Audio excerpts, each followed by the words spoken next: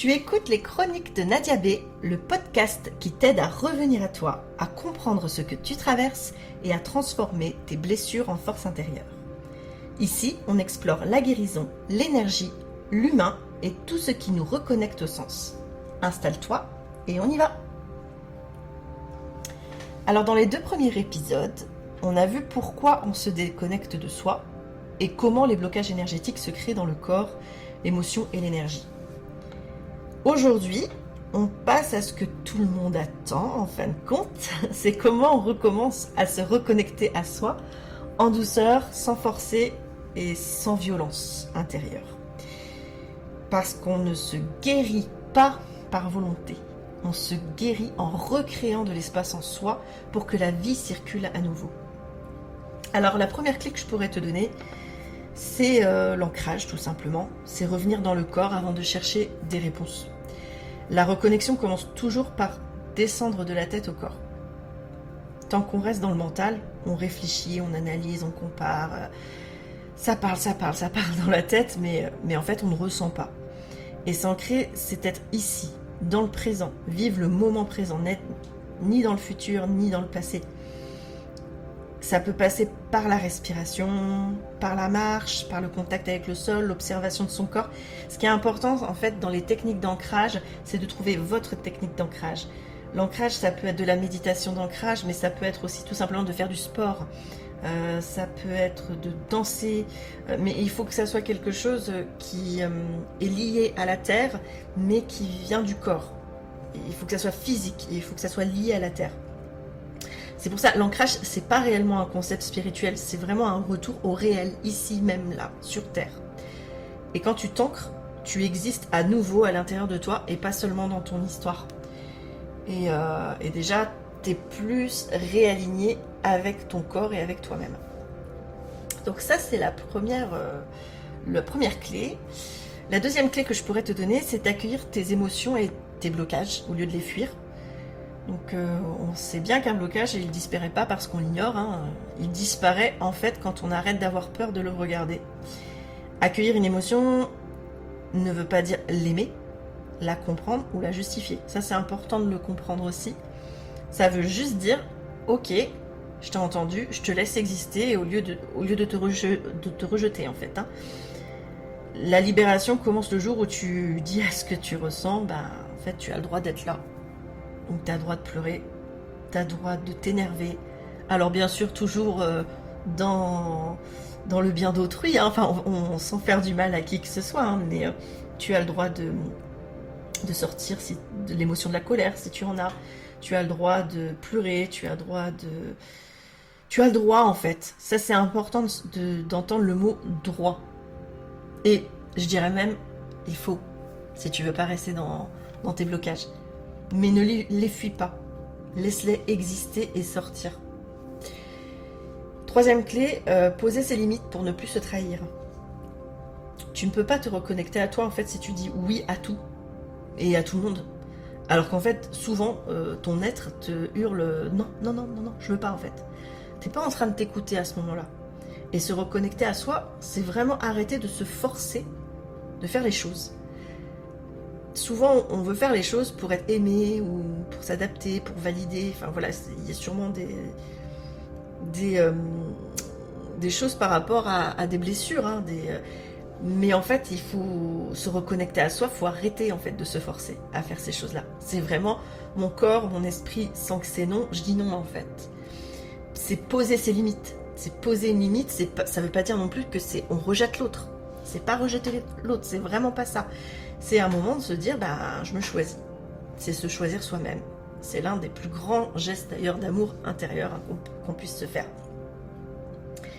Et je dirais que même, ce que tu peux te dire, c'est que chaque fois que tu abandonnes, hein, que tu te fais un petit peu avoir et que tu te dis, oui, pour garder une sorte de paix intérieure ou un schéma, ou voilà, tu nourris en fait ta déconnexion. Alors qu'à chaque fois que tu te respectes en disant non, je pose ma limite, tu te guéris. La clé numéro 4, c'est apaiser le mental pour laisser émerger l'intuition. Alors, on ne peut pas entendre son intuition, je pense que ça, tu serais d'accord avec moi, si le mental parle en continu. Pour expliquer l'intuition, c'est quelque chose de très calme, de très posé. C'est très subtil et c'est immédiat. L'intuition, elle force jamais. Elle est très portée en fait sur tes valeurs, sur ce que tu ressens, sur le ressenti, plus que sur le mental en fait. Et puis elle a toujours raison, l'intuition a toujours raison.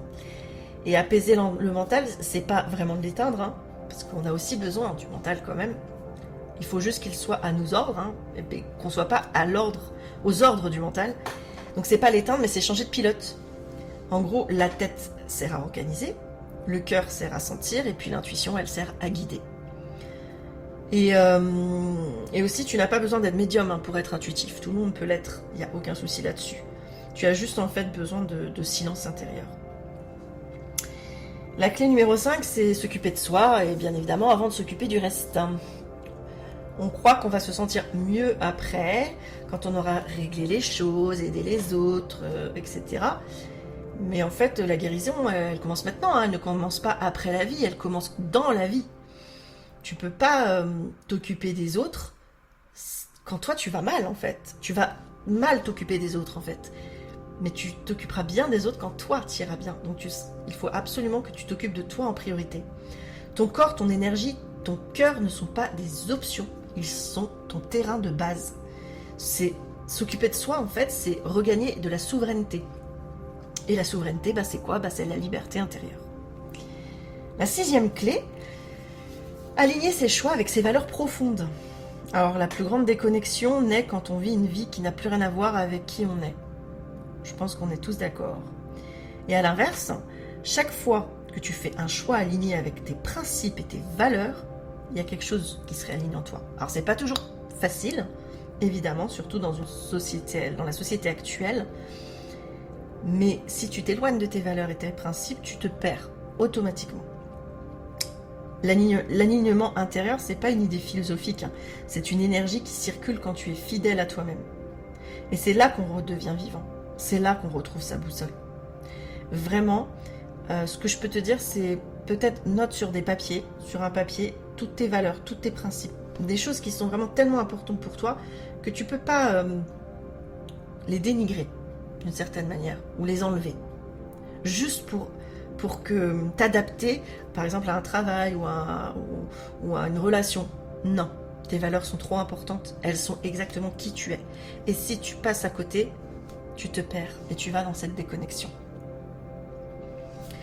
Donc voilà, ce que je pourrais vous dire sur la reconnexion à soi, c'est que déjà se reconnecter à soi, c'est pas un effort, c'est pas une mission héroïque, ça peut vraiment se faire facilement. C'est un retour progressif vers la vérité, vers le corps, vers le ressenti et vers la douceur. On ne débloque pas un nœud en tirant dessus, on le libère en donnant à l'énergie l'espace de circuler à nouveau. Alors aujourd'hui, je te laisserai donc sur une question de clôture. Quel est aujourd'hui le premier geste de retour à toi que tu pourrais t'offrir? Mais même si c'est minuscule. Mais il faut que ça soit quelque chose de vrai que tu peux faire. Tu cherches pas la perfection. C'est pareil, sans jugement. Tu cherches juste la présence. Et ça, ce sera déjà le début de la guérison. Merci d'avoir été là. Tu viens de fermer le 3e épisode de cette mini-série. Si ça t'a parlé, si ça a touché quelque chose en toi, si tu sens que ce chemin t'appelle, alors tu es déjà en train de revenir à toi. Prends soin de toi et souviens-toi, on ne guérit pas en devenant quelqu'un d'autre, mais en redevenant qui l'on est.